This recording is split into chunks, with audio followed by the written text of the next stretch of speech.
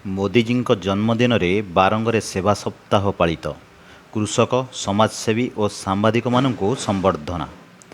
ଯଶସ୍ୱୀ ପ୍ରଧାନମନ୍ତ୍ରୀ ଶ୍ରୀଯୁକ୍ତ ନରେନ୍ଦ୍ର ମୋଦିଙ୍କ 71ତମ ଜନ୍ମଦିବସ ଅବସରରେ ଶୁକ୍ରବାର ଦିନ ପୂର୍ବାହ୍ନ 12 ଘଣ୍ଟିକାରେ ତ୍ରିଶୂଳିଆସ୍ଥିତ ବାସୁଦେବ ମଣ୍ଡପ ପରିସରରେ ବାଙ୍କୀ ସମବାୟ ସେଲ୍ ପକ୍ଷରୁ ଏକ ସ୍ୱାଗତ ସମ୍ବର୍ଦ୍ଧନା ସଭା ଅନୁଷ୍ଠିତ ହୋଇଯାଇଛି। ବାଙ୍କୀ ବାରଙ୍ଗ ସମବାୟ ସେଲ୍ର ସଂଯୋଜକ ଅଜୟ କୁମାର ମୁଦୁଲିଙ୍କ ଅଧ୍ୟକ୍ଷତାରେ ଆୟୋଜିତ ଏହି ସଭାରେ କୃଷକ, ସମାଜସେବୀ, ବୁଦ୍ଧିଜୀବୀ ଓ ବାରଙ୍ଗ ଅଞ୍ଚଳର କାର୍ଯ୍ୟରତ ସାମ୍ବାଦିକମାନଙ୍କୁ ସମ୍ବର୍ଦ୍ଧନା ଦିଆଯାଇଥିଲା।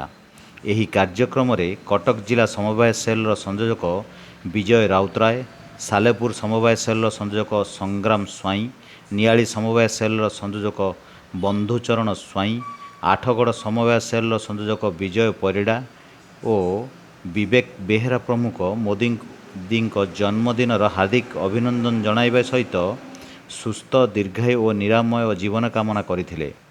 ଅଜୟ ମୁଦୁଲିଙ୍କ ନେତୃତ୍ୱରେ ବାରଙ୍ଗ ଅଞ୍ଚଳର ବିଭିନ୍ନ ସ୍ଥାନରେ ଆସନ୍ତା ମାସ 7 ତାରିଖ ପର୍ଯ୍ୟନ୍ତ ବିଭିନ୍ନ ସେବା କାର୍ଯ୍ୟ ଜାରି ରହିବ ବୋଲି ଶ୍ରୀ ମୁଦୁଲି ସୂଚନା ଦେଇଥିଲେ।